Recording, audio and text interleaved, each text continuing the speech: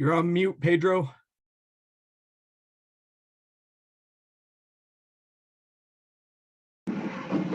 All right. Thanks everyone for coming to the March 2022 meeting of the Big Hole Watershed Committee. Don't let this agenda title deceive you. Let's go around. Let's go around and introduce ourselves. Hopefully we all know each other at this point, but for folks on Zoom, welcome. And my name is Pedro Marquez. I'm the Executive Director of the Big Hole Watershed Committee. Betty Bowler from Butte. Tom Bowler from Butte. Jim Hagen, Martha Rancher from Glen. Paul and Sandy Clary, landowners in Glen. J.M. Peck, Rancher from Melrose. Jeff Dunn, hydrologist at WGA Group in Bozeman. Ben Laporte, Programs Manager, Big Hole Watershed Committee. And I'm Tana Off. I'm the Associate Director of the Big Hole Watershed Committee. Okay, we will start the meeting today, as we always do, with the Precip and Snowpack reports. And Matt Norwood couldn't make it to be with us today, so he gave us the report that let me pull that up real quick so you guys see it on your screen. Is that working? And am I sharing it? I'm sharing the right thing. No, I'm not sharing. I gotta share the right thing. Why? I don't like this feedback at all. Oh, okay. Let me do, unless you want to scroll it. Yeah, I'll let you do it. Okay, Tana's gonna put that up for you all on Zoom, and I will put it up here. Why? Why? Okay, well, a little bit of improvement, it looks like, from last month. We are currently in the Big Hole Basin, we are currently at 97% precip of median and 92% of median for snow water equivalent. That's a little bit, Tana, can you scroll it to that first? Oh wait, you're scrolling on. That's why this is confusing, because you're scrolling on Zoom, but I have to scroll here. Turn that down. Do you mind getting that? Okay. That's me, yeah. So if you can see it, that black line is this year. The blue line just above it is last year. So we're kind of getting close. We're approaching last year's precip, but it's not quite there yet. There's still about a month to go until the median snowpack peak is usually about April 17th. So still time to make it up. I mean, looking at this, expecting something somewhat similar to last year is probably the safe bet. I think that's kind of what Matt has been saying all along. And remember also that this is the median from 1991 to 2020. So, and that is probably a little bit lower than what the previous 30-year average was. So the modeled snowpack indicates a normal snowpack at the higher elevation. So the higher elevation snow tells are looking pretty 99%-ish. And then it's the mid elevation coverage, 7,000 to 8,500 feet, where we're seeing a little bit of a decline. So it's mid-level snowpack where we're seeing the change. Let me scroll down. This one, I will find myself getting in trouble if I try to explain this graph, but it's basically a better way of getting at SWE that the DNRC has been modeling. That's what it looks like. To kind of interpret it a little bit, The gray in the background is the median, and then the colored purple is us in 2022, and this is the elevation. So at 10,000 feet, 8,000 and 6,000 feet. So you're seeing a little bit of the difference coming in that 6,000 to 8,000 foot range. And then quite a bit of difference here below 6,000 feet for precip. And here we are, sorry, this is the precip graph.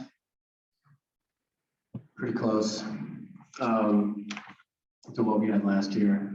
A little bit of an improvement. Keep going here. This is from the NRCS for the whole Jeff Basin. We're at about 88%. You know, the northwest part of the state faring a little bit better than the southwest. And the drought status, we're still in that. We're still extremely, still the extreme drought monitor index, not good. And then for the outlooks, both of these for the 8 to 14 day and the 3 month are right in that normal range. So near normal 8 to 14 day temperature and near normal precip, right in that band, kind of comfortably in that normal. So that means equal chances of normal temps and equal chances of normal precip. However, as we transition into summer months, the outlook is for warmer than normal and drier than normal. La Nina is favored to continue into the northern hemisphere. Summer, 53% chance during June to August. And then 40 to 50% chance of La Nina and some neutral thereafter. I don't think I can say more than that. That would be out of my skill set. Okay, so then I'll move on to my report here real quick. And there, share this guy. Great. I'm going to keep it short and sweet. I always say that, but then I end up talking a lot. But so for me, kind of some of the things on my mind, getting ready for this season, we've got a full slate of projects going, got a lot going on. I'm really looking kind of 2-3 years out, knowing how long it takes to get a project developed and to get it on the ground and get it funded. So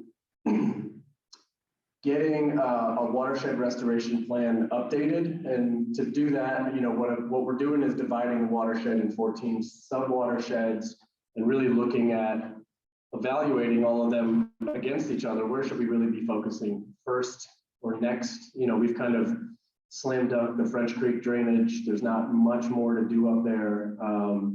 And so that'll involve, you know, consultation, you know, with guys like Jim, you know, Jim, where are your fish issues? Are there drainages that, you know, we could really put some more restoration effort into? And then also local input from folks, you know, of impairment issues in your watershed, in your local creek bottoms, places that, you know, some grant dollars and some project energy could be needed. That's what we're looking at, and trying to, with no rush, kind of get these projects at least understood, maybe costed out, and get them on the docket so that we've got plenty of stuff to run into for the future. Those types of projects really keep our gears moving and keep us rolling. So it's really important that we keep those going. There is more opportunity for irrigation funding, irrigation infrastructure. We do have a $500,000 ask into the ARPA, American Recovery Plan Act money that's coming in through the DNRC. I think within a month or so, we should be hearing more about how that's going. The DNRC is collecting all those applications, sending them to the ARPA review committee that's made up of a group of legislators. They're going to rank the projects decide on how to spend. I think that pot is about $10 million that came from Recovery Plan Act money specifically for irrigation. The asks max out at 500,000. So, you know, they could fund 20, you know, full asks with that amount of money. So we'll see where we land.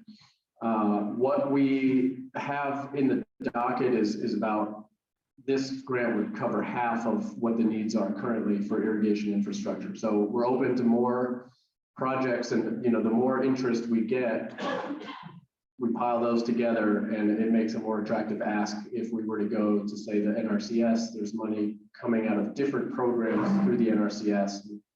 I did a little digging and asking around, you know, why are ranchers not using EQIP programs, and understanding kind of the barriers to entry, so to speak, with those programs. And what we can offer as a watershed committee is kind of walking folks through the whole application process. We're suckers for bureaucracy and tedious documents, and we can do those. So we'll take that weight off. So if there's folks out there that have just shied away from, you know, seeking money for irrigation because it's a big pain, we can do that work. So that's been working well on restoration stuff. I think it could work well for irrigation in the future. We are. I have a question, if you don't mind. Yeah, please. Are they administering that through the EQIP program? Or is it being administered separately? No, so separately. So this would be, what I'm seeing is the targeted implementation plans that they put together, but the district conservationists would put those together, and both of them have, well, so Josh from the Deer Lodge, that would cover Anaconda Deer Lodge and anything in Mile High CD. So coming right into about Melrose. And Sean Lewis are both into writing a tip. They could write a targeted implementation plan for irrigation and kind of draw a polygon boundary around a certain landscape and say, okay, we'll bring NRCS dollars into irrigation in this area because there's kind of a consistent need in this geography, right? So NRCS is, they're trying to move away from what they used to do, which was, you know, to fund a project. They kind of wanted to see a management plan for like everything, right? And they were trying to hit each landowner with like a little bit of all of everything. And it was, the sense that I heard was that it was, you know, random acts of conservation all over the landscape, and there was kind of no coherence to it. And so this targeted implementation approach tries to take a single conservation practice that's relevant in the geographic area and then apply it pretty hard. So there are ears open to do something like that, and what's missing is just having the groundswell of need come up. So we're all ears on that, and I'll just keep saying that pretty much every month. So let us know what you got there. Yes. There was a meeting with the NRC. There's a meeting with the NRCS asking producers what they need, and there's probably 8 or 9 of us that showed up, and we all had needs. And one of the issues, of course, was the difficulty of working through. It was a good meeting, and I think they're ready to start going to work and put great games they can. I'm in a equip program right now down in Idaho, and they've been very helpful. They have a lot of red tape. We're getting a lot of things done real fast. So things are changing. Yeah, that's the sense that I'm getting too. Even at the federal level and from folks kind of on both sides of the aisle, they're both talking about decreasing the regulatory burden to get conservation done. That's certainly something I'm worried about if this 30 by 30 initiative, you know, takes off. If they just pile a bunch of money into agencies that aren't ready to get it out quickly and efficiently, it's going to backfire pretty explosively. That said, I do have a note that we did put in a public comment, and the board chimed in on a letter that we were just kind of stating our our role in getting conservation dollars on the ground and how we could, partner with such an initiative. And then of course, the next day, the Montana governor basically said they also submitted a letter, the state of Montana, they basically said we're not gonna do anything with 30 by 30 in the state of Montana. I don't know what any of that means anyway. It's all still very, very early stages. Let's see, we're responding to a request for qualifications with the BLM. Basically, it's kind of getting us set up to have a partnership agreement written in with them to do support work in the Eastern Pioneers. So that's in the works. I'll say a couple things just about messaging and visibility on our end. That's been going really well. I'm seeing a lot of consistency in message between what we're saying in regards to drought and what folks in the Beaverhead and the Jeff are saying in relation to drought, and that, water rights are private property rights, and the best we can do is have everyone kind of collectively trying to make decisions with the resource in mind. And I think that's great. I mean, it's really beneficial to see lots of coherent, consistent voices, at least coming out of Southwest Montana on that issue. And we're probably all gearing up for another one of those years where we'll be, kind of leaning on each other for everyone to probably cut back as much as they really can. But we'll see. Ideally, we'll have some improved communications this year around drought and reaching out to landowners and the general public as well. Trying to keep other viewpoints from getting too loud. Speaking of which, if you guys didn't catch it, on Sunday, the 14th, the Montana Public Radio aired a 30-minute podcast called on the Shared State. It's called Shared State, and it's a series of podcasts about folks working through difficult issues in Montana. I thought it was really well done, and it's now on their website. There's a link to all of those episodes. We're the second one down. That one's worth a listen. We also have, we found out that the Life in the Land film that had been, some of us participated in, there's a podcast episode out featuring Jim. And it's basically, she took the interviews that she filmed for this film and turned the audio into podcasts. So there's a bunch of those that will be dropping. The film itself, a 15-minute version of the 30-minute film, will be premiering at the International Wildlife Film Festival in Missoula in about a month. So we're not going to say anything about the film until after it's launched at the film festival. And a couple other things. There's a regional drought meeting on the 24th. I wanted to make sure folks knew about. This is the state's looking at the state's drought management plan, and they've separated the state into 5 or 6 regions, I think, and the Southwest region meeting is happening on the 24th. And I believe in Dillon, but it'll also be virtual, and I'll make sure to get the link out in our meeting minutes. The stream gauge funding group that I have been on, there's a work group that was created.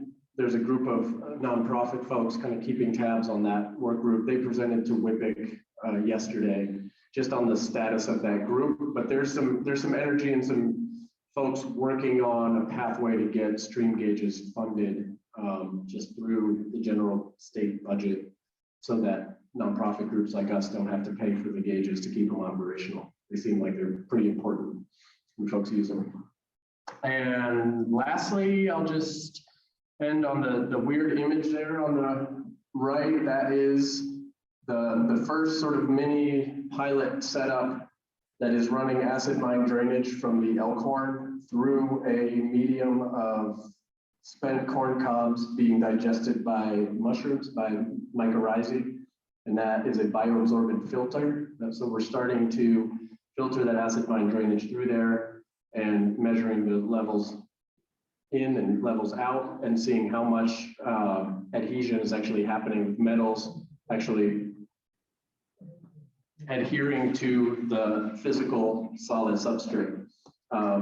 That's all. This is all pilot that's going to get us the metrics we need to design an actual on-site filtration system that we're going to pilot this summer up at the Elkhorn mine at that open adit that's still leaking out orange water. That is all I have. That's a lot of stuff going on. I'm gonna stop there. Okay. Questions, anybody? I hear none. So I'm gonna move on to steering committee next, right? Yes, steering committee report, anything? We're meeting the end of this month or early April. All I have is Pedro. Pedro's been keeping us advised in regards to the comments being made and as far as suggestions, comments, and he's been pretty up forward about everything and kept us informed, and we appreciate that very much. Thanks. Yeah, I basically as an organization, I think if we're putting out a public letter, all of us have endorsed it before it goes out. That's by design. Every time I talk to directors of nonprofits and I tell them about our board and how it works, their eyes just roll in the back of it. They don't understand it. We're supposed to be, 6 to 8 board members, very small, majority vote. The whole structure of how normal nonprofits work is very different than how we've got this one, but this is how it works for us. Okay, I think we're on to Tana. Wildlife report. Do you? Oh, okay. Great.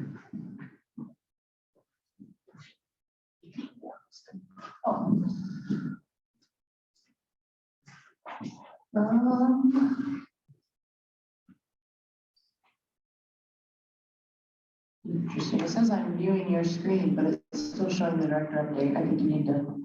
I'm going to stop sharing. Okay, I'll share. That'll work. Yeah.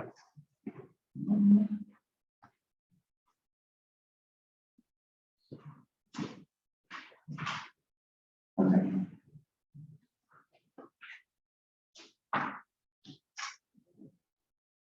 Oh, that's not where I want to start. Okay. I don't have all that much for wildlife today, just that our carcass removal and composting program is up and running for 2022. So our driver, John Costa, he's a Wisdom local. He is picking up carcasses from big hole ranchers and taking them to our compost site right outside of Wisdom. And he'll go anywhere pretty much in the big hole. So he'll go down to Melrose even, because he also picks up carcasses in Sage Creek for the Centennial Valley Association and dumps those at the Beaverhead County landfill, so he can come back through Melrose. So yeah, just want to let people know that service is available. I've got all the information up there. There's also flyers and John's business cards on the table in the back. And if you have any carcasses you want removed, just give him a call. Oh, we just ask that you do meet him and help load him on the dump truck. And then, so last month, Jim had asked me for an update on the sage grouse study, and I didn't know anything, but I found out. So I talked to Vanna, and she said that it's still continuing. There are 18 GPS units going out this spring. 12 will be on males, at least 12 on males, and the rest on, at least 12 on hens, and the rest on males. And that's a new thing that they're doing this year. They'll be studying the males to see if they're going back to the same leks every year or which leks they're going to. There's a new geneticist this year that'll be analyzing the data from 2018 to present, and there'll be a summary report of that. It should be available, should be ready before our meeting in September, which is when we'll hear from Vanna all about sage grouse and other wildlife. And they're expanding the scope to include the Centennial Valley and the Du Bois, Idaho area, and collaring data from the sage grouse, as well as the pronghorn study and mule deer and elk studies over in Idaho or are all being used together to inform habitat fencing and conservation easement projects. So Anna said they're still very much doing the sage grouse study. We'll hear more from her in September. And that's all I've got for wildlife, unless there's any questions or anything to add.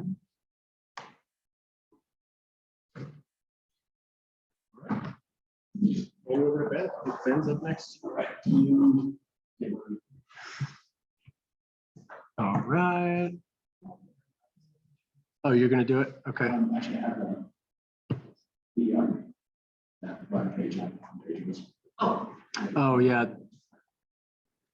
I think Tana, probably better for me to do it, because then I can share this one. Yeah, cool. All right, I'll keep my update short and sweet.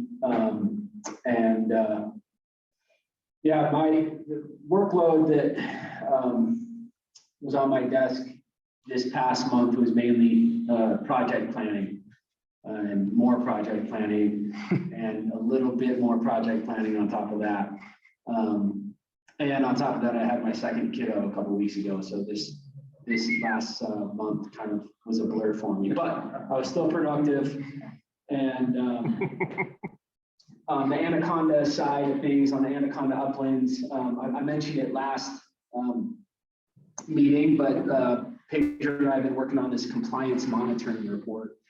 And I don't want to go into deep detail on it, but just know that this is an exercise that we're doing with NRDP, essentially to give EPA an understanding of all the work that we've been doing up there over the last 10 years is holding, and vegetation is growing. We're impeding erosion, we're stopping sediment, and our structures are holding up, right? So this report essentially lays out to EPA that we're building a sustainable, ecologically functioning system up there. And it's a lot more boring than that, but we're getting that completed. We'll hopefully get that completed here in a couple weeks. And the Anaconda upland side of things too, I've been working on subcontracting or procuring our subcontractors to do all that work up there this year. In a nutshell, because we're working under NRDP, we're also under their procurement standards and their policies. So we have to go through their procurement hoops to get our folks hired on for this season. That's took up some time. Yep. Just important to say that EPA, So just for Superfund broadly, EPA and ARCO have pretty well kind of got this 2025 time horizon where they're really looking to be done. I mean, ARCO is, they're all systems go. They've got consent decrees on the biggest, complicated areas, and ARCO is just going gangbusters right now. So as long as we're ahead of them, but we're basically working on getting checkoff from EPA saying, you've done everything you can do up here. Now you're just going to have to kind of maintain it and watch it, and every 5 years do a periodic review. But the whole Superfund thing, at least some of the units up here, have a timeline for the first time in 40 years. So it's pretty positive.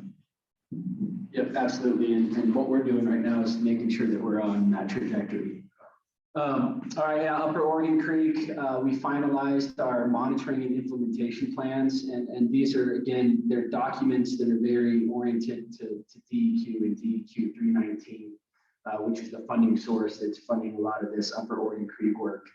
And when you work with DEQ 319, they want to see that you have the monitoring protocol already in place, you have your implementation plan already in place before you start your project. And so they're kind of double checking and triple checking that you're ready to go. And yeah, we finished up those documents this week. I'm also working on getting our materials procured and bought for that project too. So 25 acres worth of fertilizer, seed, and a lot of the erosion control products that we'll need for that. I have up on here, Upper French Gulch Fish Passage. I've been working with our engineers and Jim Olson here on the next kind of phase of these final designs. I just put up on here the slide of kind of what this project is going to end up looking like, at least on paper. This upper kind of image shows what the structure will look like. These are what the pools are going to be. And so we're going to have about 25 step pool features with some deeper and longer pools periodically throughout the structure, so fish can rest in the pool, you know, gain their energy and continue up the structure. So that is something that we're hoping to get these things done, stamped, and then get our bid package put together so we can or hire a contractor for this work. All right, lastly, let's see if I can pull this up for you guys. I wanted to share. Oh, I will. Okay. Stand by.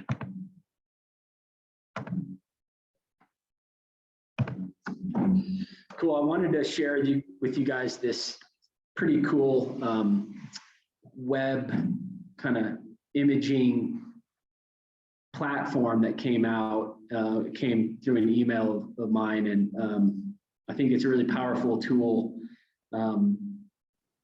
It essentially stitches together old historical imagery from the 1940s through the 70s, and it gives you this platform, and this is throughout the whole state, but it essentially lets you kind of scroll to view the modern aerial imagery versus the old aerial imagery. And this is just the first thing that came up on their website that I thought was a very stark difference. And we're talking very powerful tool here when we're talking conifer encroachment, right? So it's pretty stark difference here. Where's that at? This is, sorry, I should mention, this is a Blackfoot River. I don't know exactly where, but I geeked out for a good hour or so looking at the big hole stuff, especially where we're hoping to actually do a lot of this conifer encroachment work, right? Like Eastern Pioneers and the Highlands and stuff. So I thought I'd share it with you guys. It's pretty neat, especially if you don't want to kind of toggle back and forth and be a Google Earth expert. I put the link in, and Tan will share the link in our meeting minutes too. So I highly suggest you check it out. It could be a very useful tool for other land management and natural resource issues too. Cool. Sometimes just one before after picture is enough. We find a lot of times just one before after image is lots of times all you need to get a grant funded to address a problem, you know. So the imagery really is a big part of telling the story of why work needs to be done or why some initiative needs to go forward. So tools like this, you know, I learned the coding behind all of this, and it really is not something that we want to invest our time into. It's like, so to have developers that can just put this up for you, and you can just, you know, I don't know, Tim, with previous projects of ours, like we've struggled with, you know, you've like dug up some old, oh, I have some old photograph of French Creek, you know, this proves that it was mining related. Like now it's all georeferenced and easy. Yeah, you can dig through store old boxes of images. Yeah, you can geek out pretty good. Cool. Awesome. Thank you, Ben. If there's any questions for Ben on programs? Work. Okay. Record time. I'm loving this. We're gonna have nice new business. Any new business? Thank you, Tan. I've only done this 100 times. Any new business or anything that hasn't been brought up at the meeting? I just want to bring up now. All right, then I won't stand in the way of coffee and cookies, and let's take 10-15 minutes. We'll be back just before 8 for our presenters. They're going to be zooming in. The Western Rivers Conservancy folks couldn't get out of Portland to give their talk, and we look forward to hearing from them. But let's take a break for now and be back in, let's say 5 till 8. We'll be ready to go.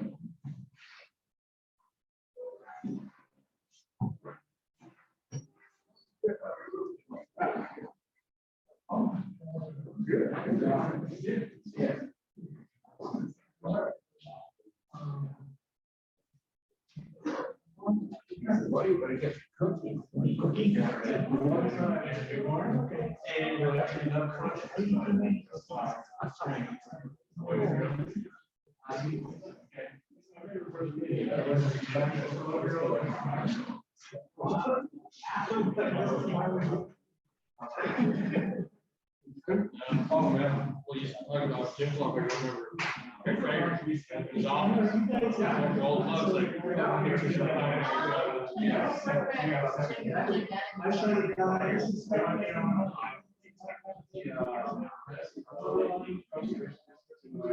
Oh, yeah.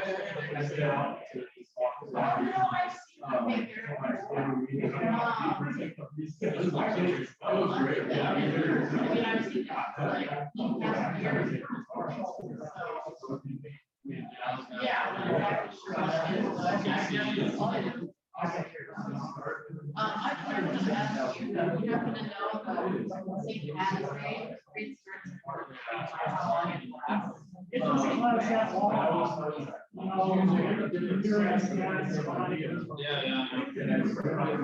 know how many entries they have this year? You know how many grade entries they have? I don't know. It starts at noon. No, big drop. Stuff like that. It always seems. Like I filed a bill on the scanning thing. Yeah, you just see it. Right. One of the last ones to get it, she got like.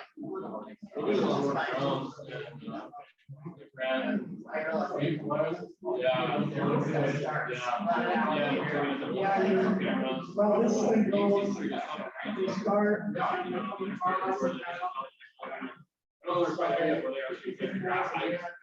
Well, they'll like, they'll go fly sections, and they have grass land. Areas where, you know, we're gonna get back and forth. I think that we start up on there.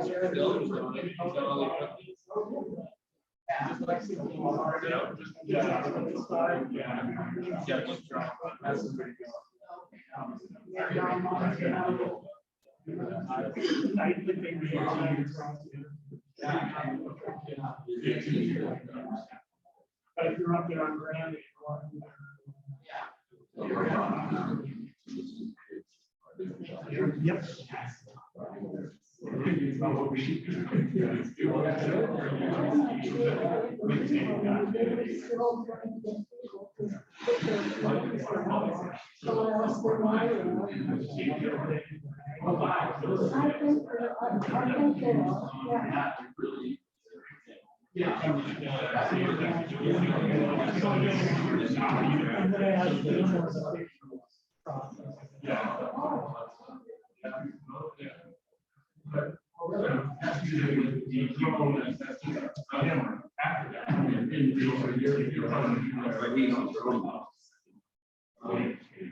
Yep. Yeah, I don't know what kind of drone you guys have. I know he is a commercial one.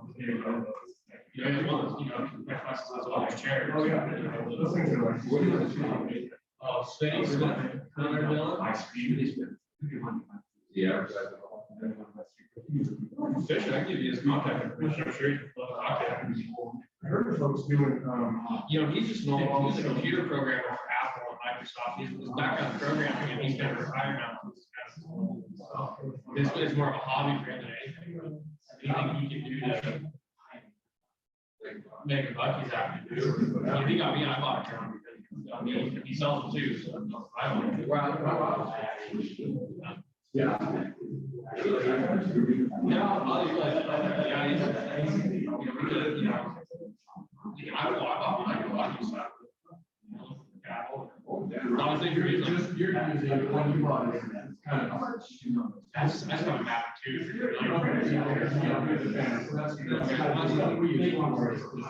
Yeah, you both made it.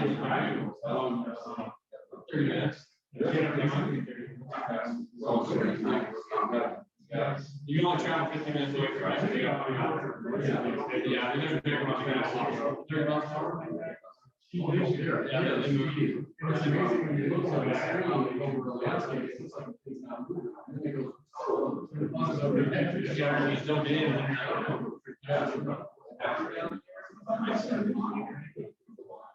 Yeah, I mean, it can bend around some stuff, but you can't go around too much.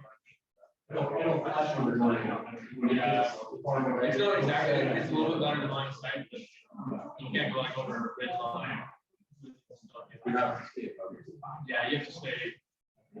Yeah, there's some play to it. I've had some situations. I've been at the top of the Continental Divide and tried to go down. Yeah. To the gully, you know, and I totally lost it. Yeah, normally they'll come back and they'll come back to you. One island, 2,000 for everything. No, you know, we usually use of it. Like, so we're putting all the ditches, you know, that are not, you know, side milling in with trees. You usually spend half a day walking, but then blocking these ditches. 30 minutes, I'll pull the ditch, and I go to the next one, I go, you know, see if I have any problems with 2 ditches. Oh, yeah, actually. It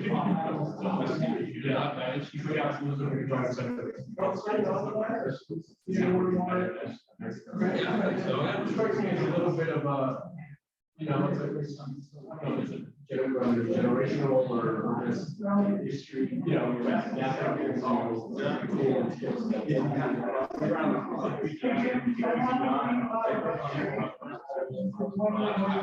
You know,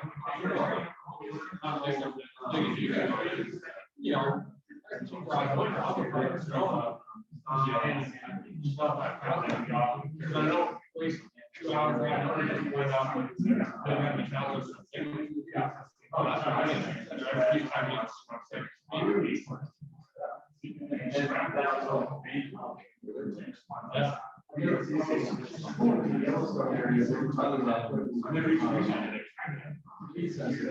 Yeah, and that's what we're not giving, you know, whether you're infrared or it's some kind of multi-factor lens, mostly it's infrared. Yeah, well,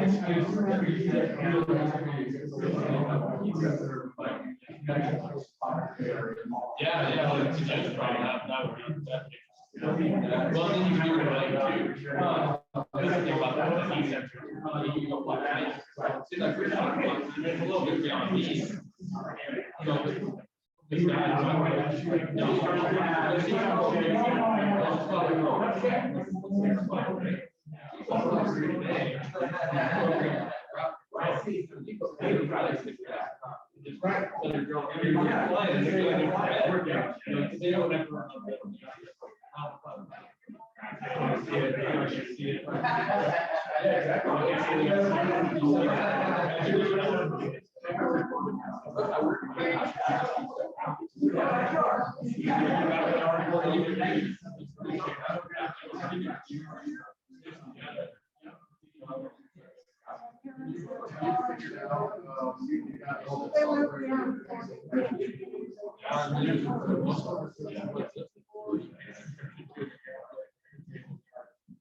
They're just digest. I mean, there's plenty of services that will digest it.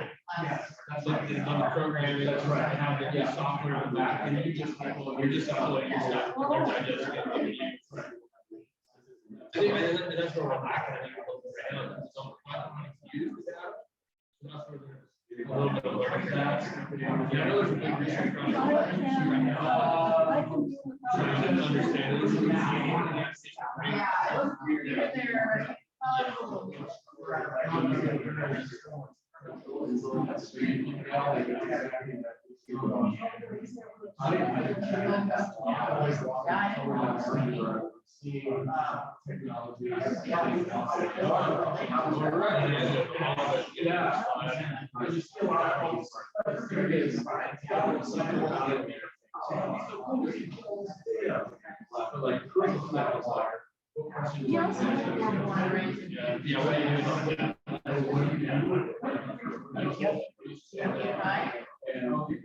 Public school.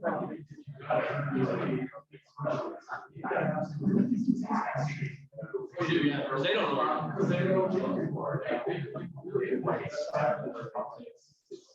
Yeah. I did, I lived, Yeah, that's there are.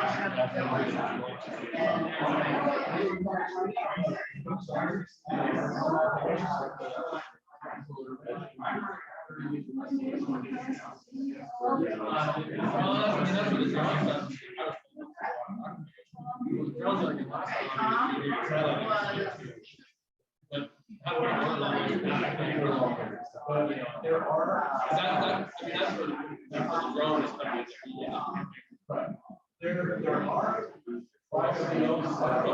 That will get when you're. That's years away. I think I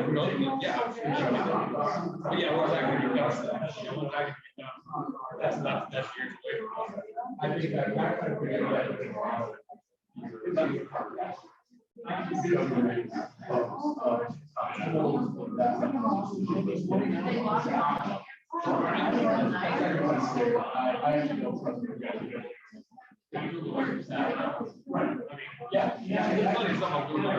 Oh, yeah.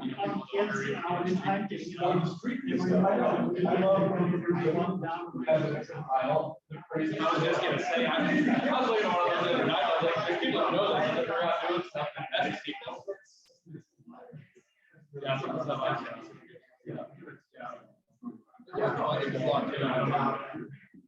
Yeah, I just solved these little problems. Yeah. Because we don't even like real time. Yeah,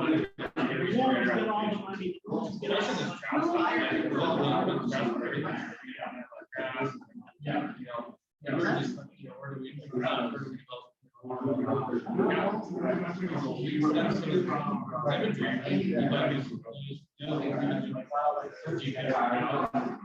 Studying your habits. How can you better?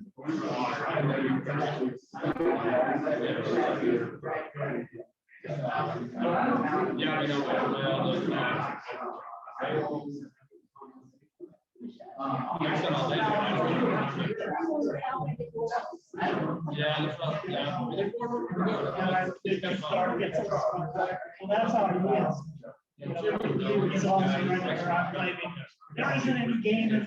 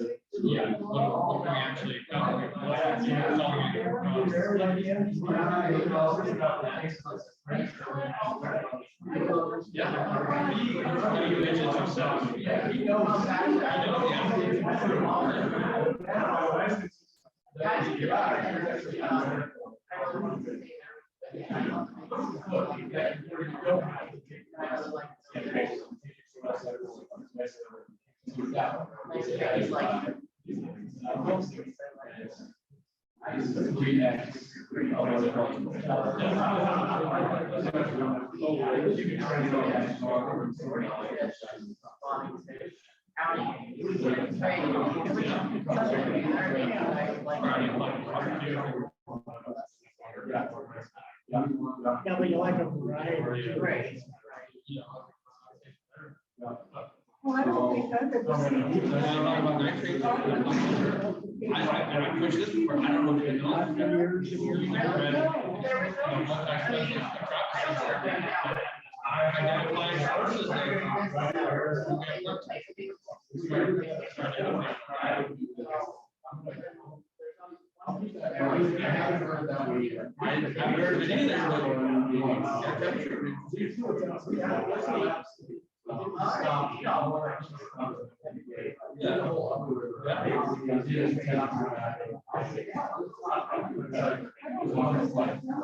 Yeah, you need to have, it's really interesting.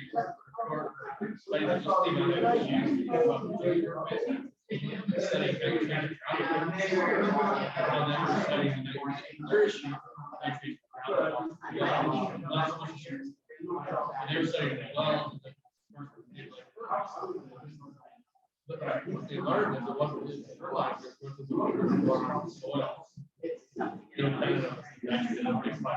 That's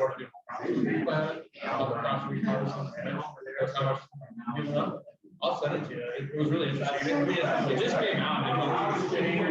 Yeah, it's not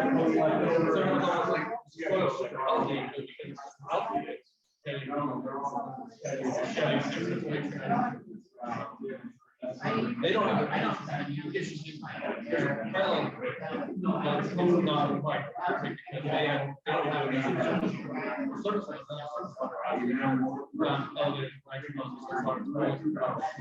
But it's a totally different. Yeah. Oh, yeah.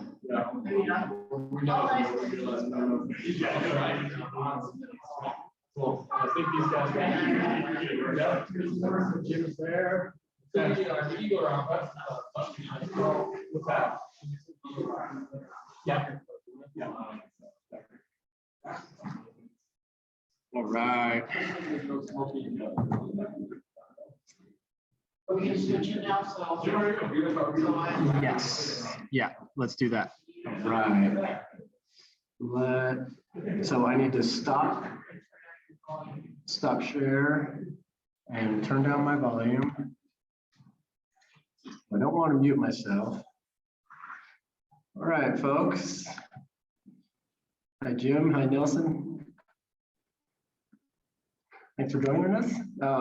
So we just came back from our break. Folks are sitting down here in the room. And I'll just give a real quick intro to how we got connected. It was, forgot exactly when it was, but the Forest Service, I think the Western Rivers Conservancy had talked to the Forest Service here. They've recently acquired 2 properties in the Big Hole. Forest Service referred them to us, and we just had a few introductory conversations just to understand what was going on and look forward to maybe walking these properties when you guys come down. Our interest really is while land is in private hands, if there are restoration opportunities or anything that could, improve the resource value of the place, let's explore that. And then you guys do what you do, and let's find out what that is.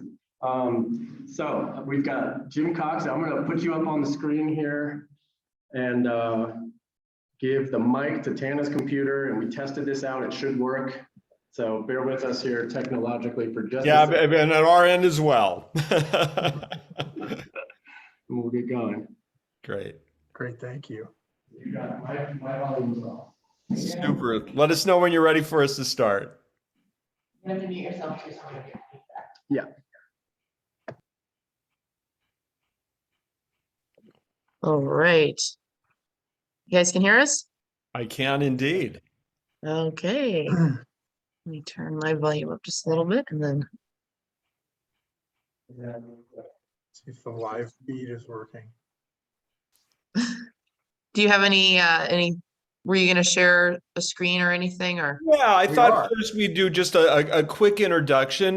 My name is Jim Cox. I'm the Director of Donor Relations of Western Rivers Conservancy. I've been with the organization for over 10 years, working to increase our donations to help make the work happen along the 11 Western states where we work. And Nelson, want to just do a quick intro? Sure. My name is Nelson Mathews. I'm Vice President of Western Rivers Conservancy, and my job is basically overseeing all of our real estate transactions throughout the West. And I've been with Western Rivers for 3 years, and before that I was with Trust for Public Land for 27 years. So I've got a long history in doing land conservation. But great to meet you and great to be here today. Absolutely. Well, I'm going to start a little screen share here. See if we can pull up everything and get the slideshow working from the beginning here. Let's see here. And let's see. There we go. That should be doing it. So Western Rivers Conservancy, we've been around since 1988. We're based in Portland, Oregon. We have offices in San Francisco, the Bay Area, Seattle, and in Denver, Colorado. Some of you may have heard our our motto, which is sometimes to save a river, you have to buy it. And of course, we know we can't buy rivers, but we buy the land along it, which is a great way to do conservation through conservation real estate. I figured the way that we would start the program today is talk a little bit just about who we are, how we work, what we do, what we don't do. And then we'll talk about the project itself. Nelson will talk specifically about what we're doing on the Wise River and the Big Hole. We'll do a few questions and answers after that, because I know that's really near and dear to your hearts. And then after that, we'll kind of give an overview of some of the other projects that we've done, major projects across the West, so you get a good sense of what our organization is about. Our mission is straightforward. We do one thing and we do it really well, which is conservation real estate. We protect outstanding river ecosystems in the Western United States.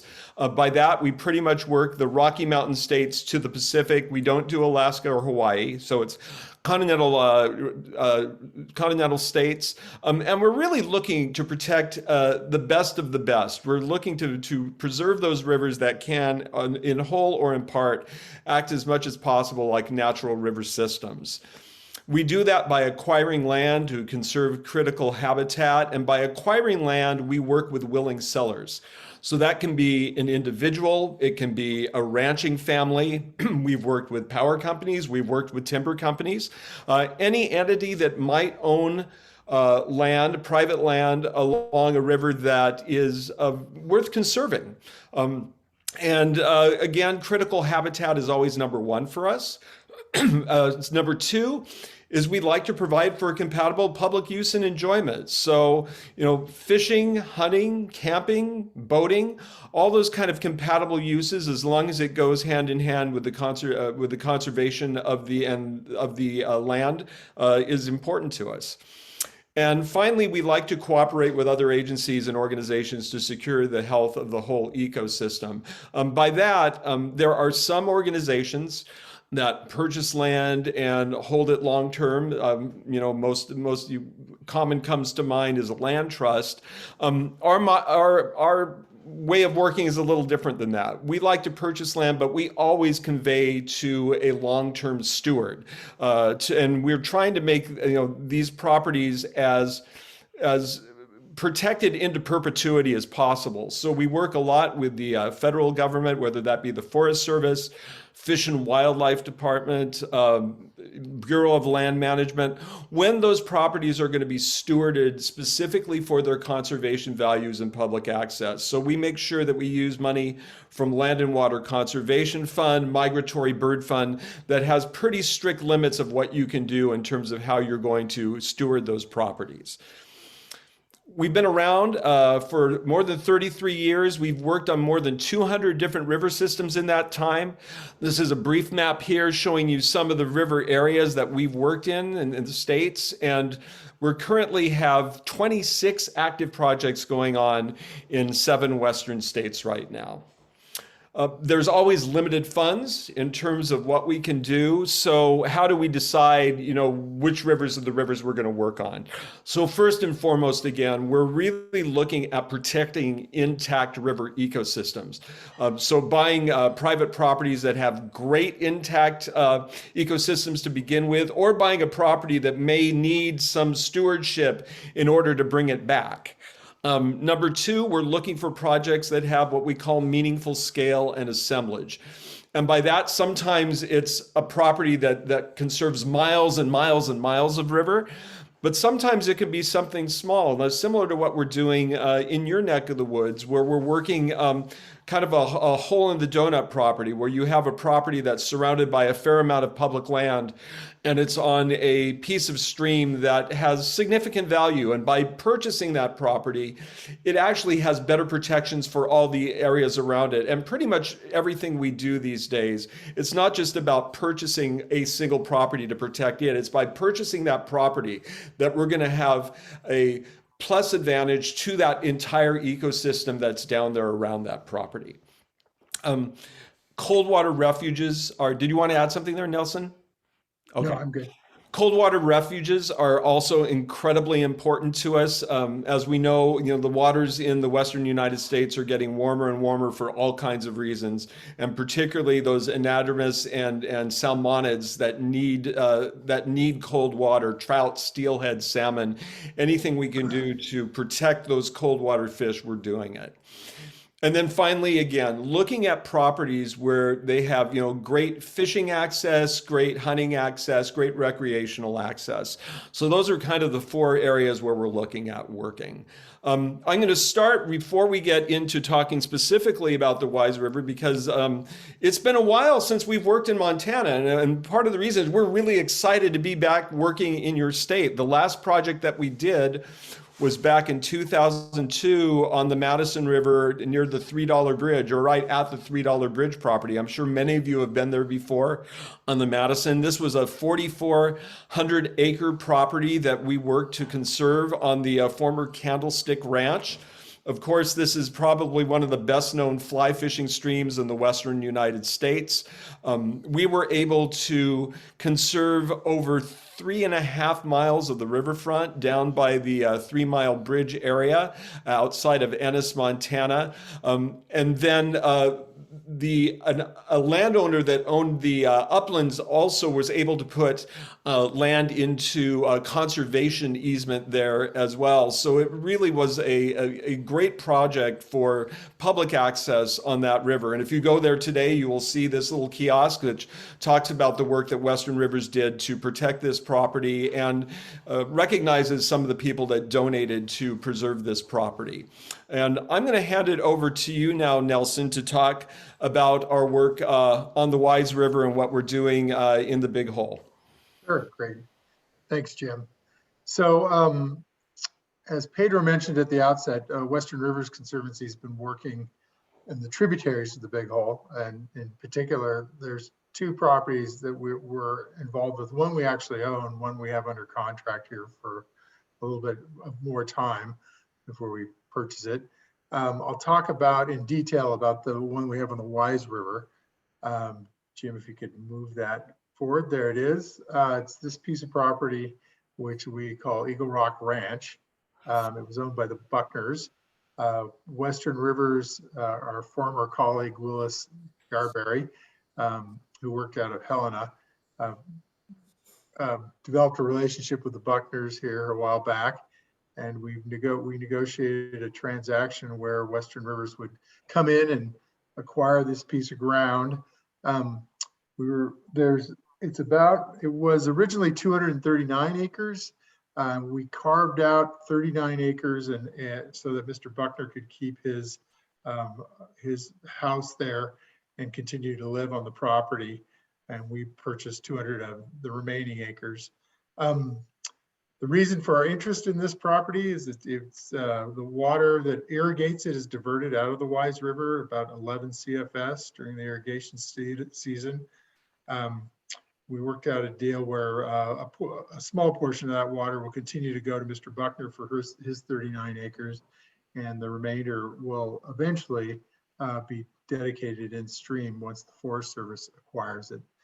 The plan is the Forest Service is planning to work with Trout Unlimited to put the water back into stream. And as I mentioned, that'll probably occur after we convey it to them and take some time.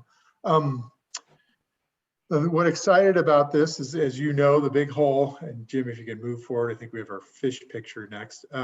Western Rivers Conservancy, we're very interested in fish and protecting the biodiversity of streams and ensuring that there's enough water for them.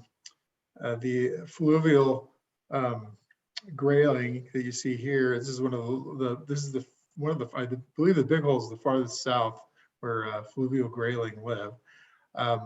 They need cold water for spawning, and keeping cold water in the Wise River will help those efforts. I know I think in part because of your good efforts there, they've been threatened with being listed in the past, but it appears that they have not, thanks to the cooperative work with landowners and the agricultural industry there and conservation.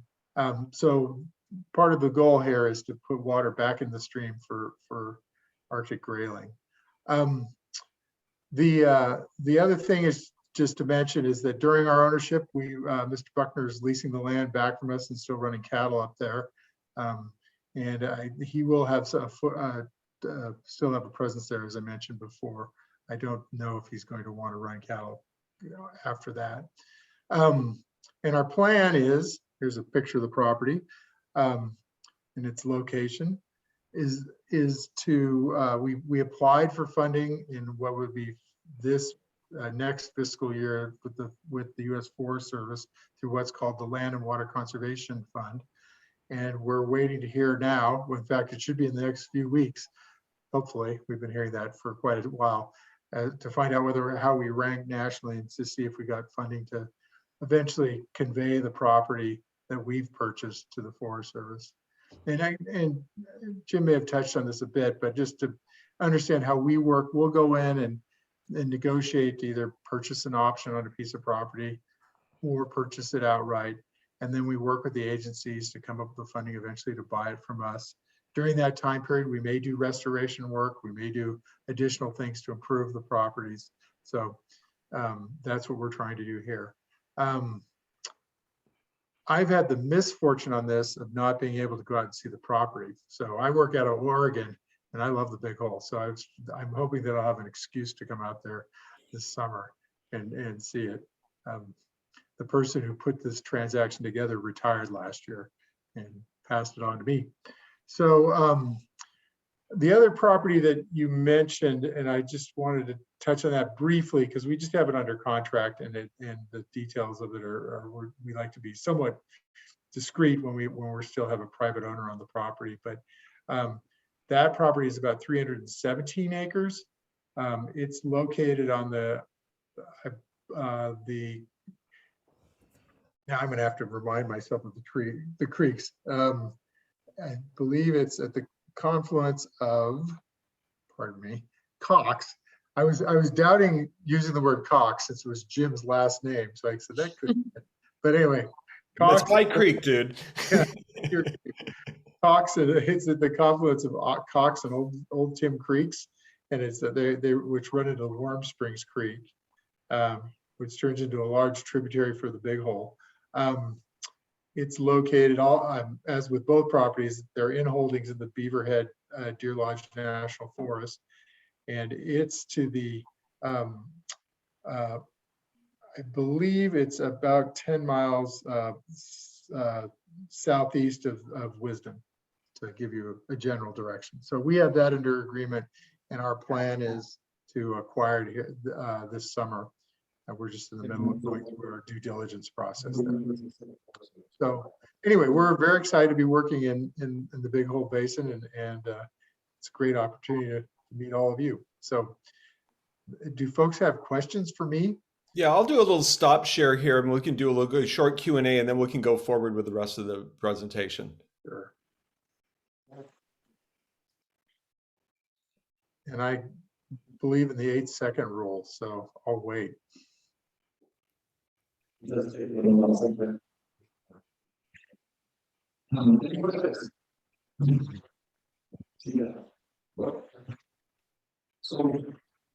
you said where's the money come from? I mean, these are big dollar land acquisition projects. I searched the Land and Water Conservation Fund, and just wondering where the money comes from to do these.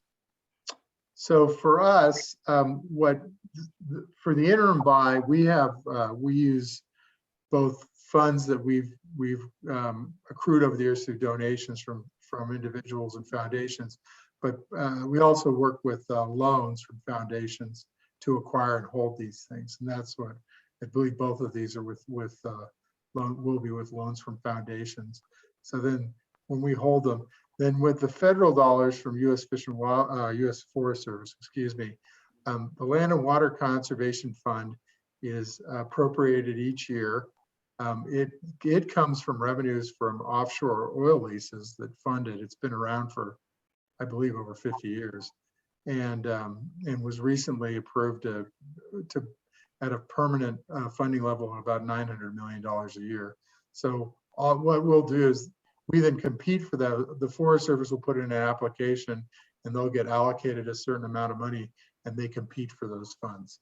And that's why we're waiting to hear whether we were successful in terms of ranking for them to eventually get funding for us for this. And I got to piggyback a little bit on that, Nelson. Yeah, to give you kind of a 30,000 foot view of the way that we work most of these projects with the money is that myself as the individual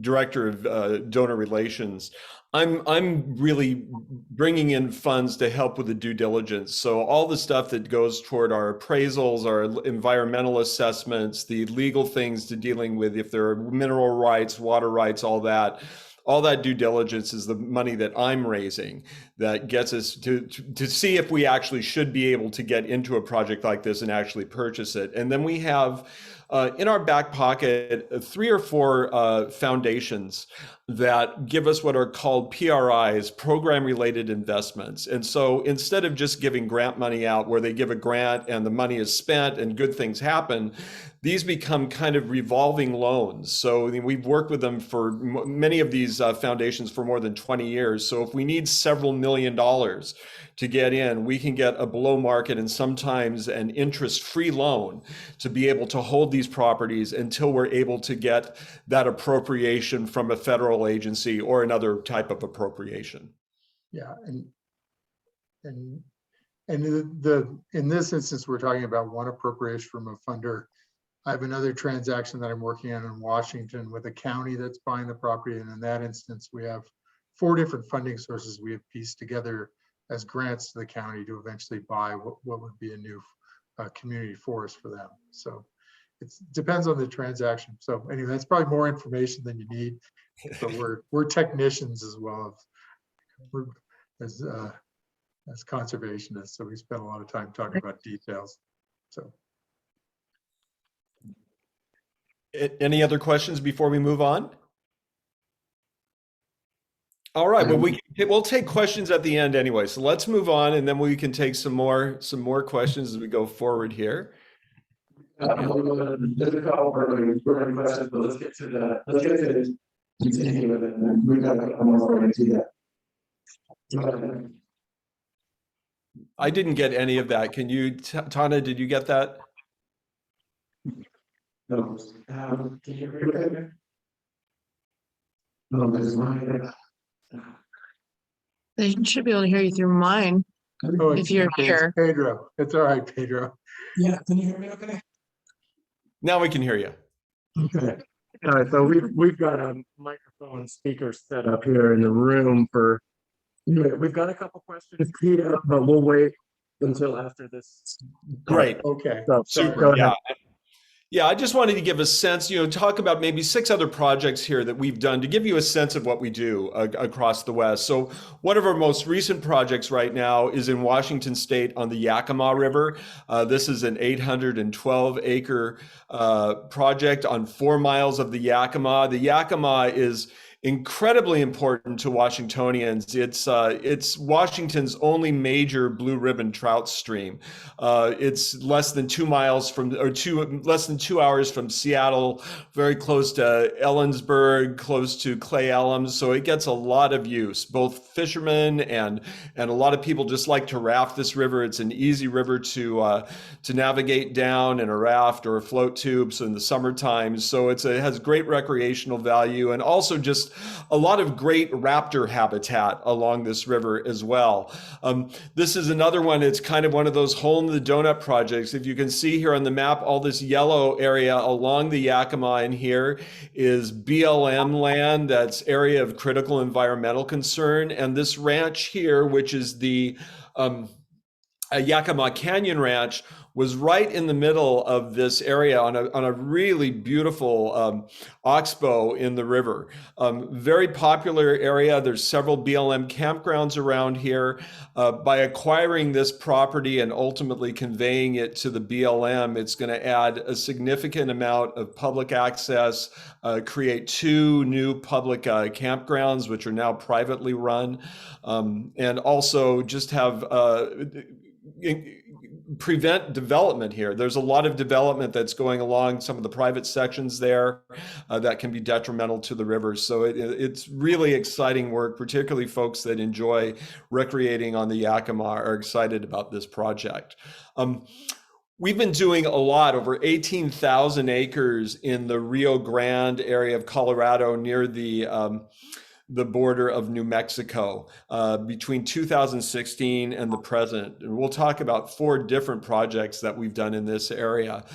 Here's a map. If you notice here, there's the New Mexico-Colorado border there. And these areas in red are properties that we have acquired and conveyed in that San Luis Valley. And the San Luis Valley in Conejos County, this is old Spanish land grant country. Some of the poorest area in Colorado, and before our work there, actually had the least amount of public land of any area in the state of Colorado. The first property that we purchased, actually 2, were the Brownie Hills and the Olguin Ranches. This was more than 17,000 acres, and we were able to create what is now called the San Luis Hills State Wildlife Area. You can see just by these photos, this is just really beautiful kind of marshy wetland area, still rather cold water up in this part of the Rio Grande, and great migratory bird area. 95% of all the sandhill cranes that are in that central flyway stop here in the San Luis Valley, along with 200 other bird species in the area. So just great for bird watchers, an amazing property for migratory birds. A smaller property that we did up in this area is on the Rio de los Pinos, 638 acres. This was the Garcia family, an old ranching family that was getting out of ranching and wanted to do something of significance to preserve the property for perpetuity. As you can see, it's just a beautiful little stream. Many of the people in this area consider the Conejos River or the Chama to be the premier trout fishing streams in the area. The Rio de los Pinos is also just a splendid trout stream for rainbow trout, brown trout, and for the reintroduction of a native Rio Grande cutthroat. But one of the issues on this stream is that if you look at this map, where Highway 17 gets to the Rio de los Pinos, it was previously all private property, including these 2 parcels that we purchased from the Garcia family. So now it provides up to a mile of public access to this beautiful stream, just beautiful countryside on the Pinos. And then we were able to work up in Alamosa. Alamosa is I think a town of about 8,000. It's the largest town in the San Luis Valley. And we were able to work on 197 acres up there to create a riparian park. Again, here, the city of Alamosa down to the right here. All this pink area is conservation area, but it's privately protected. And so it became very difficult for many of the area residents to be able to actually enjoy getting by the river down there. And so by purchasing this property, it's provided areas for biking, for hiking, and just and some wildlife extension as well. A very small property on the Rio Grande up north of these is on the Freeman property. This was 91 acres, small for us to do, but significant because, unlike your wonderful state of Montana that has some of the most liberal access laws, written into your state constitution of access for rivers. Montana and Wyoming are completely the opposite. The landowners there own the bottom of the river. So even if you're drift boating on those rivers, if it's low water and you hit a rock, you're trespassing. It's a real issue in Colorado and Wyoming. And so you can see here along the Rio Grande up here, you've got all this wilderness, the Rio Grande National Forest, and all this pink along the river is private property. Very difficult to access. And so by purchasing this small piece of property here, it provides an additional access point through the forest here to be able to go and at least at higher water levels to do a legal float down this part of the river or to actually wade in it legally. And we're currently working on a massively sized project in the same area in the San Luis Valley on Lahara Creek. And Nelson, do you want to talk a little bit about that? Sure, I'll give you a brief overview. This land is actually owned by the state of Colorado, but it's what they call school trust lands, which was at the part of creation at the time of statehood. They created, the federal government granted lands to the states and to use the revenues to support schools. This piece was actually expanded by a land exchange of the federal government years later, but the state determined that they're supposed to make money off these things, and they're supposed to break even and generate more than break even, generate funds for the school fund, and they realized that they wanted to reinvest in other assets. So the state land board there surplused it, decided they were going to try and sell it.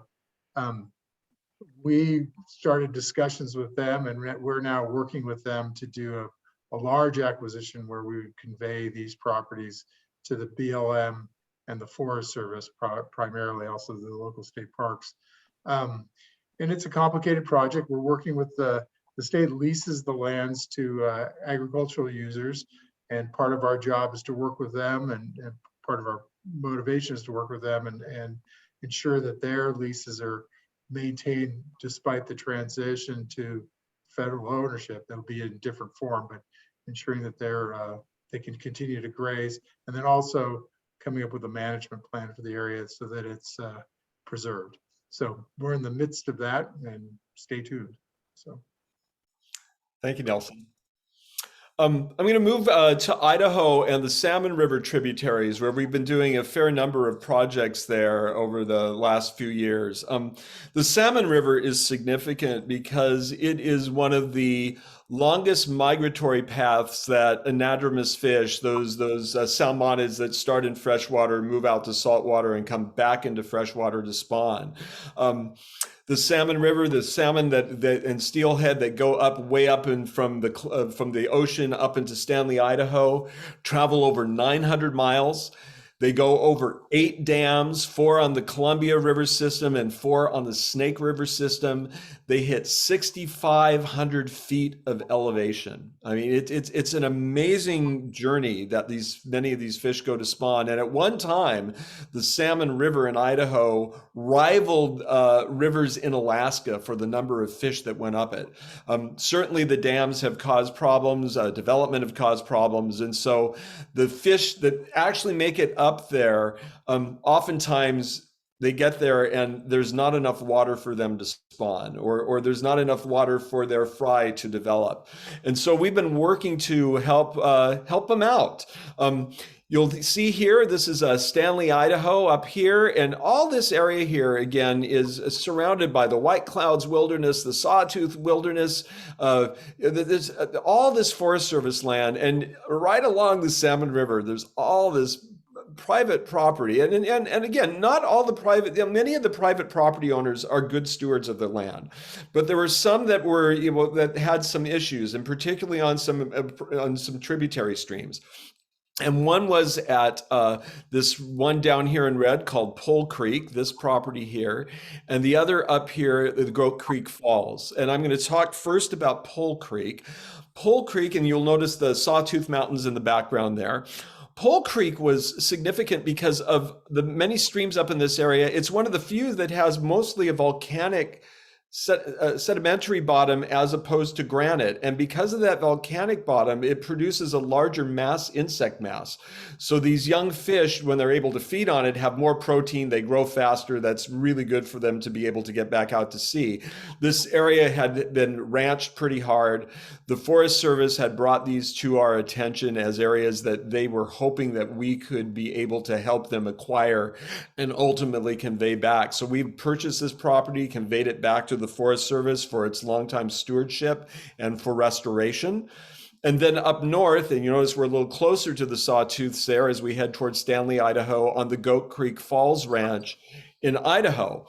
And again, just some beautiful properties, some great wetlands, some great streams. But at the time that salmon and steelhead were getting up here, the water was often just being taken out for agricultural purpose, and actually it wasn't even being used for agriculture anymore. It was a use it or use it water right. So in order to keep the value of the water right, you had to use it. So water was going out at the same time that these fish need it after they make this 900 miles, 6,500 feet, 8 dam journey. So for the very first time in the history of Idaho's existence, we were able to purchase the property and work with the Idaho Water Resources Board to purchase the water right from us to permanently put back in stream to protect these fish, and ultimately then convey the property to the Forest Service. And then we were able to replicate that a couple years later on the Cape Horn Ranch, which is a tributary to the Middle Fork Salmon River. And this part of the Middle Fork Salmon, for many people, that is just an incredible float, 114-mile float through so many different microclimates. It's amazing because of just the drop in that river. This was another one of those hole in the donut projects. Right here, you'll see that's all is surrounded by the Salmon Chalice National Forest. On Knapp Creek and Marsh Creek, which flow into Bear Creek, which creates the headwaters of the Middle Fork salmon. And this was another one of those where you have this just incredible, incredible wildlife and water, and 75% of the water was pulled out for agricultural purposes right at the time that these fish were getting up to spawn. So again, for the second time in the state's history, we were able to work with the Idaho Water Resources Board to purchase the water right, put it back in stream, and then convey to the Forest Service. And besides just the fish here, this is just incredible wetlands. There's amazing elk herds on the property, as well as nesting sandhill cranes. This is our largest and actually most expensive project that we've done to date, which is on Blue Creek on the Klamath River in California. The Klamath River is just south of the Oregon border, so northern California. The Klamath River actually starts in Oregon, and Klamath Lake flows through Oregon and makes a big U and heads into California. The Klamath River has had some real issues with water temperature issues. And this was a project to protect salmon. 47,000 acres of prime timberland that we bought from Green Diamond Resources. This is a $60 million project that was done with all kinds of funding sources, including carbon sequestration from the forests that we weren't cutting down, a thing called New Markets Tax Credits, which is a 2-hour presentation in itself that would make your eyes roll, but it's basically a federal tool that allows us, because we're working with the Yurok tribe as our long-term stewards on this property, and they qualify as a low-income tribe, and then this property is actually producing work for them and their people. This is all about protecting salmon. This Blue Creek is 16 miles up from the mouth of the Klamath River. The Klamath River normally gets a sandbar across its mouth, and at the time that these salmon and steelhead are coming up, the tribe would either put a hole in the sandbar or a water event would blow one in, and the salmon would start coming up the river. Well, they now go from cold Pacific water to water that's so warm in the Klamath that it has algae blooms out at the mouth of the river. And these fish, the very first true cold water tributary they get is 16 miles up the Klamath at Blue Creek. And this is a photo of fish in Blue Creek here. When they get to Blue Creek, they stay there at least 12 hours, and their body temperatures drop on average 8 degrees Fahrenheit. The next major cold water tributary up the stream is the Trinity River, and that's another 30 miles. If anything were to happen to Blue Creek, the salmon and steelhead runs on the Klamath would pretty much go extinct. And again, the Klamath is another one of those rivers that has still one of the healthier runs of salmon and steelhead, and at one point, again, rivaled many of the rivers in Alaska. This is beautiful country. This is over 20 miles of the Klamath River, 50 miles of tributary stream, and 9 miles of Blue Creek. And the upper part of Blue Creek has already protected in the Siskiyou Wilderness. This last 9 miles was on commercial timberland. There were real fears, particularly the tribal members had fear of any additional clear cuts happening that would put silt into the stream and be hazardous to the fish. So this is a kind of a several step process where these areas in here in the mustard color are the conservation lands. So those are all the lands that are of high conservation value that the tribe is going to be using to restore, decommission logging roads, plant native plants in the areas. And then in the lighter yellow areas, these are areas along the river that are going to be used for sustainable forestry. So no clear cuts. Instead of a 40 to 60 year term, a more of a 70 to 100 year turnover. We have a stewardship director on our staff that is helping develop the forestry management program for the tribe. So this is a really exciting project, and in some ways maybe the keystone project of Western Rivers Conservancy. As you can see, there are still extant redwoods on the property as well. Even in this second and third growth forest, there are still areas that have some old growth timber in the area, and this is really important for marbled murrelet, spotted owls, and a lot of other critters that are dependent on old growth forest. And finally, just a last project that I'll focus on before we open to questions is our work on the John Day River. This is another large project, over 41,000 acres on the John Day. The John Day River is the second longest free-flowing river in the western United States behind the Yellowstone. The John Day River has the healthiest run of wild summer steelhead in the entire Columbia River Basin. It also has some of the most healthy sagebrush steppe habitat in the Columbia Basin.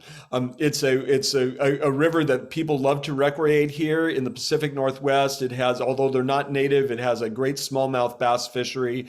And this is my time of year, it would be October and November during the late summer steelhead run on that river as well. Our first project helped create Cottonwood Canyon State Park on 16,000 acres of the river on 13 miles.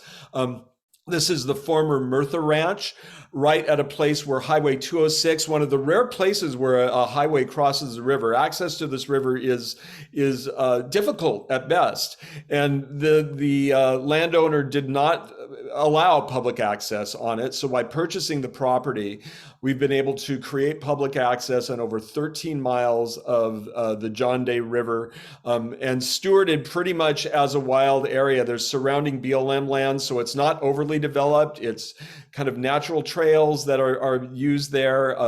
There's great boating, there's great fishing. There's one of the few state parks in Oregon where hunting is allowed. So just great recreational opportunities. And then we followed that up by purchasing another 11 odd miles of the John Day on the former Rattray Ranch at 30 Mile Creek.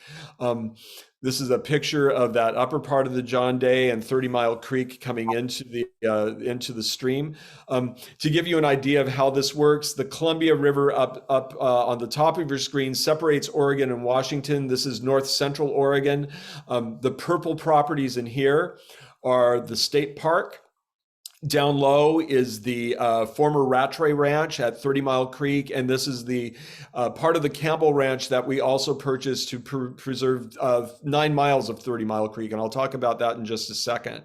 And then between that is 43 miles of BLM Wilderness Study Area. It's actually called the 30 mile BLM Wilderness Study Area, but it's on 43 miles of river. The only way to do a float trip on that is to access it. Well, there are several places upstream, but the easiest way to do it is to access at 30 Mile Creek and do this really family-friendly float. There's not any technical water to speak of between there and the state park. Before this, the ranching family did a pay-to-play to get in, so you could access it, but only at their permission. Since we conveyed this to the BLM with funds specifically for hunting and fishing access, this is now public access. You can go down there and fish. You can go down and hunt. There is, at certain times of the year, permits needed to float the river just to limit the number of floats to make sure that the river isn't being loved to death. But it's just a great family float to do. The reason that we were really excited about this property was 30 Mile Creek, because 30 Mile Creek produces the largest steelhead smolts of all the lower tributary streams on the John Day system. This stream had some issues. There was a flood in 1964 that widened the stream, and with substantive cattle ranching and loss of riparian, much of this stream at certain times of the year unfortunately flows underground. So by purchasing this property, working with the local county water district and other volunteers, ultimately they're working to repair the riparian system and ultimately, fence off the creek from cattle and hopefully get the stream in a less wide and deeper stream, to where if it doesn't flow year round, at least has the opportunity to flow more through the year than it does now. But it's still it still is the single most important steelhead spawning stream on the lower John Day River. And then we currently just purchased another property on the John Day. So, as Nelson mentioned on our big hole, when we work in a system, we like to do as much as we can there. So this is a property on McDonald's Ferry, and McDonald's Ferry was a place where the Oregon Trail crossed the river. I thought I actually had a picture of the trail here, but I guess it got deleted there. This is a view of the property itself. This again, if you look at, there's the state park. At the end of the state park, there's a takeout called Starvation Lane. And on this property, there's one called the McDonald's Ferry Access. This is the last takeout on the river before you hit Tumwater Falls, which is non-navigable, and a whole bunch of private property. And there was a real issue here that if this property sold to a private individual, the last 200 yards of the road down to the river at McDonald's Ferry Access is actually private. There's a county road down there, and there was a real, and the current public landowner, before we bought it, was amenable to having public access for takeout on the property, but that wasn't a guarantee. So this this purchase of this property and ultimate conveyance to the BLM will ensure that access point there. There's also a stream there called Grass Valley Creek that has been disconnected from the John Day for agricultural purposes, which once it's conveyed will allow the BLM and other agencies to be able to reconnect that stream so it can become yet another steelhead spawning stream on the lower John Day River. And there it is. There's that photo. So you can see those trail marks. Those are actually the trail marks on the McDonald's Ferry where the wagon wheels, the covered wagons came through. So you can still walk on those existing ruts on the John Day and the Oregon Trail. And so that kind of wraps up, just kind of an overview of the over 200 different rivers we've worked on. We like to say when we buy a river, it belongs to everyone. We love to encourage people to go out and visit it. And you can learn all about not only these current projects, but the past projects we've done on our website, westernrivers.org. Certainly we have, just a real wealth of information on the projects that we've done, past projects, newsletters, how to access some of these properties on our River of the Month series. And certainly if you're interested in signing up for our newsletter to learn, to keep informed of what we're doing, help us out with a donation, you can do that there as well. So at this point, I think we can turn over the rest of the program to question and answer and go from there. Sure. You guys hearing me okay? Yeah. Okay, great. Yeah, we'll pass around some questions. Thank you so much to you both. That was really helpful and illuminating to see how you guys operate. And we've got some questions here. I'll turn my laptop too. Super, thank you. Oh, and I'll turn the volume up on my machine so they can hear you. Okay.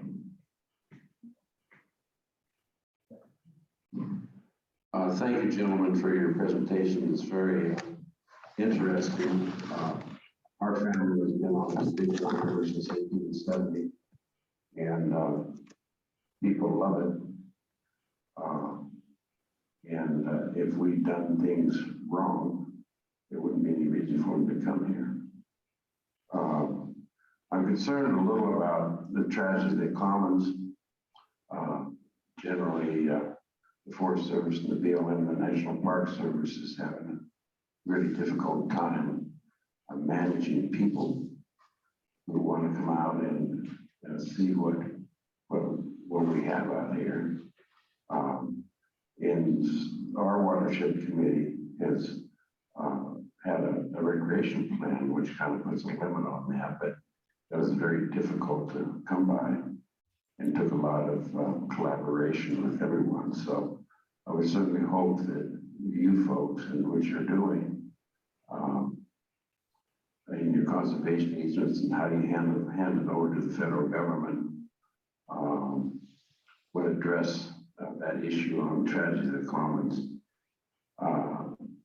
In Montana, and specifically in Beaver Head County, the taxpayers fund the roads off the highway that access most of the public ground. And so we're quite sensitive about losing a tax base.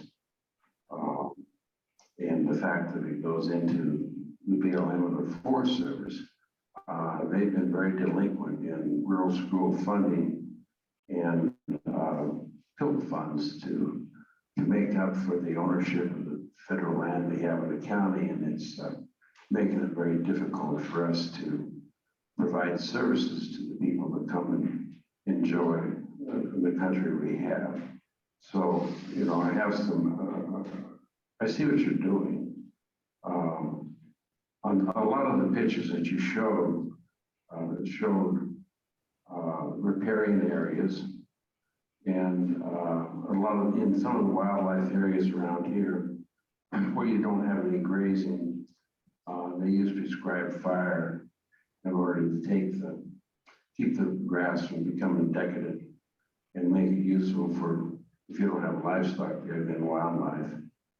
Do you use prescribed fire in managing the lands that you do to enhance the diversity of the forage there and in each classes and species?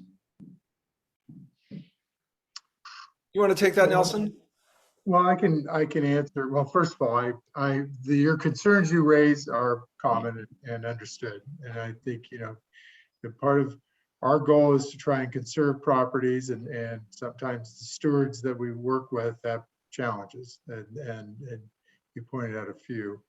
But I've also seen some great things that have happened, and I think the kind of collaborative work you're doing there in the basin can help address those things. As to prescribed fires, I'm not aware of us doing burning during our ownerships. We do a lot of our ownerships we keep in grazing during the period we're owning it. We usually keep the rancher on and work with them. In fact, we have more than a few properties right now that have active leases on them. So that's usually how we keep the issues down. I mean, we may do some drift fencing and some precautions to keep the cattle out of the streams or manage for that during our ownership, but primarily that's how we handle it. So, to answer your question, but I'm sure we'd be interested in doing it if we could figure out how, because I know that it's a useful tool. Yeah, I also like to say, you know, you guys are doing what exactly you should be doing, is that you're the community. Be loud voices and be advocates for what you want. It's really important. You know, you have your elected officials, you've got, you know, your local elected officials, your federal ones.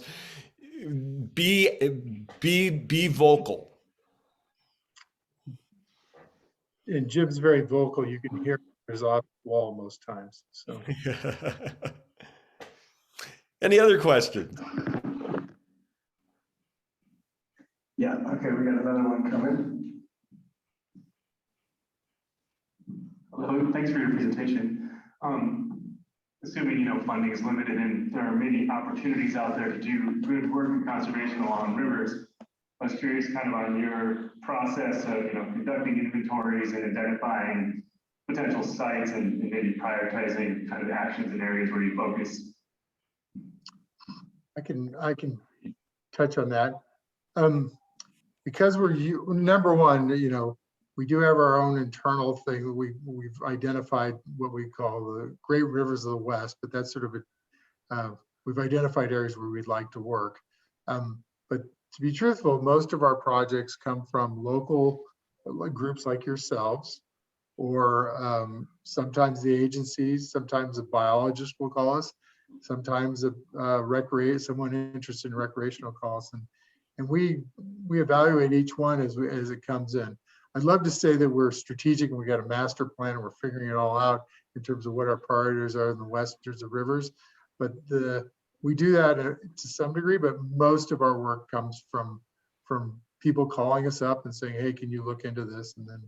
And then digging into it and seeing whether we're making a real impact. Because we do have scarce funds, we're making investments, and we want to see a real conservation impact. So. Yeah. There's another one.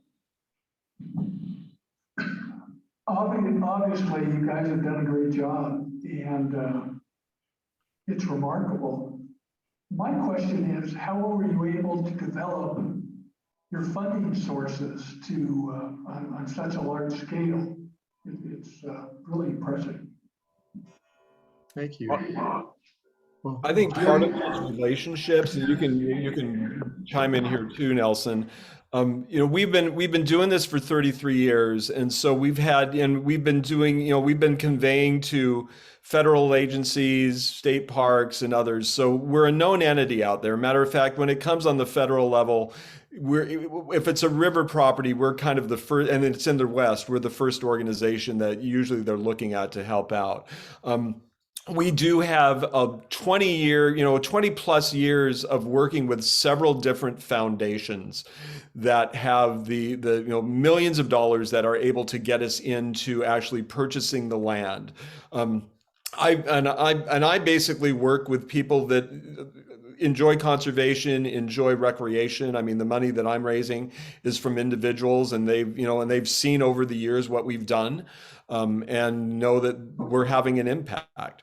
And we're also we're nimble. I mean, I talked about the Klamath project. So we own 47,000 acres of prime timberland on the Klamath River that's not being cut down. And California has a market for carbon sequestration. And so SoCal Gas buys carbon offsets to help us purchase the property. I mean, it helps pay for the property. So we're doing some things, we're doing some pretty creative conservation funding. Would you want to add anything to that, Nelson? Just to say that it's as Jim implied, it was a gradual process to build up to this level. The type of work we're doing big projects like this, and then it really is the relationships with the lenders themselves and being able to deliver on what we do.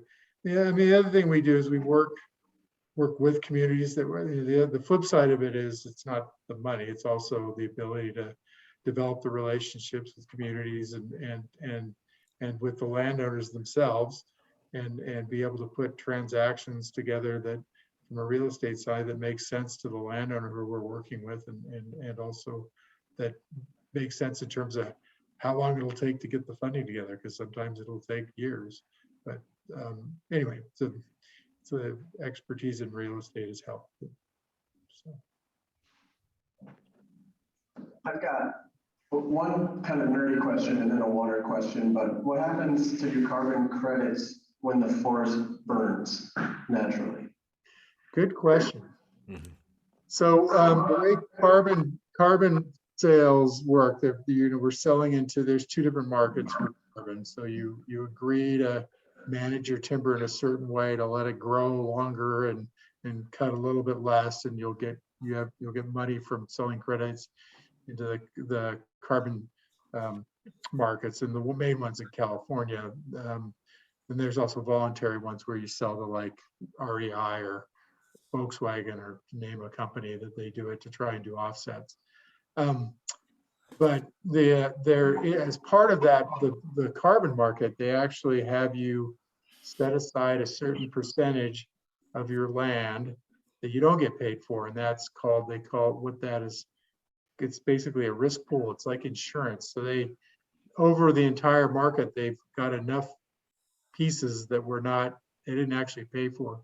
So if your property burns down, it does release the carbon into the air, but they've also, from a financial standpoint, I guess, is basically that the carbon credits are protected because they've created this insurance pool, which is basically land that's protected that they didn't pay for. So that's my most. Go ahead. That was, I've always been curious about that because every time I look into sort of for our organization, even, some project that could have some carbon, it just boggles my mind how these things work, and they seem very complicated for a small group like us to get involved with. Yeah, and well, it's actually very expensive to get into too. I mean, just getting the appraisals for the carbon it's not an inexpensive process to start to get into. But there are consultants and people out there, they're basically carbon developers who you can work with and who will take some of the upfront cost and risk in that. And if you are interested, there's a person in our organization, our stewardship director, who is in charge of everything from running cattle to managing the forest to growing barley for beer. He's actually, he knows quite a bit about carbon. So if you want to, if you give Pedro your contact information, we could welcome you having to talk to him. So awesome, thanks. But then kind of a follow-up question. What comes to mind is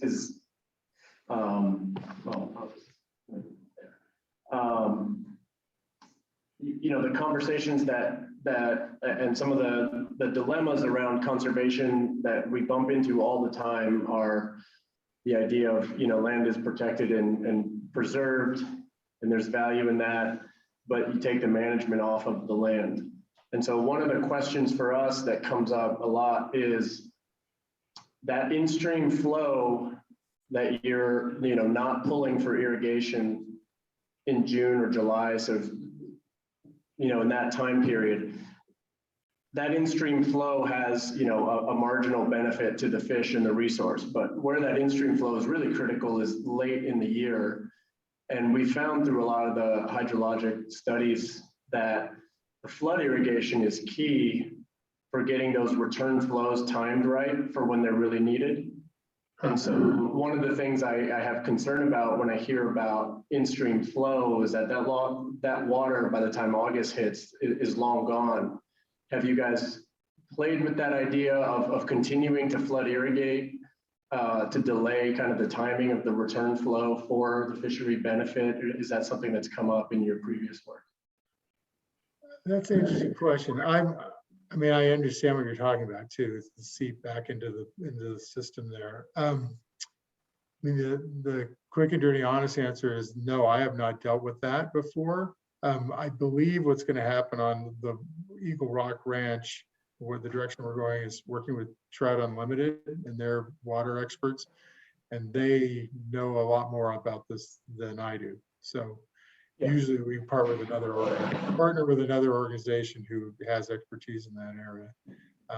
Pat Bioearth was he was a big part of the beginnings of our organization. I know you guys are working with him, so we'll kind of keep tabs and conversations going. Yeah, see how you're approaching that. Yep, and we're just digging into it too. So, great. Awesome. Any other questions here, folks? They're looking for properties. Yeah, so we've got our fisheries biologist here. He said, are you looking for more properties in the Big Hole? Of course. I mean, well, as long as we're welcome and that it makes sense, and we were always very interested. And I have my enlightened self-interest of liking to fish there, so there's that too. But it would be great to do more work there. It'd be great to meet you folks in person. So I hope you do that. So yeah, that would be great. I'll make sure to stay in touch when you are making your plans, and we're getting close to being able to actually walk on ground not covered in snow. So when you make your plans, please reach out. And I'm, like I said, I'm just we have a pretty robust program of restoration with lots of great accomplishments, and anything, if there's anything that we could support while you guys have the property, I just, Oh, it's so much more expeditious to work with private owners. As soon as it gets to the federal bureaucracy, you know, we're years out as opposed to yeah, weeks. let's follow up on that point because we will own them for a while. So, great. Okay. Anything else from our group here? All right, gentlemen, thank you so much. Thank you. Thank you so much. Been a Have a pleasure. good evening. Thanks for staying up late for us. Appreciate it. Thank you All all. right, Bye. very much. All right, thank you very much, guys. And that'll do it for us. We will see everyone back here April 20th. Thank you. We'll have our weed teams from county, forest, everybody talking about their weed management plans coming up. All right, thanks everyone. That'll do it. Thank you.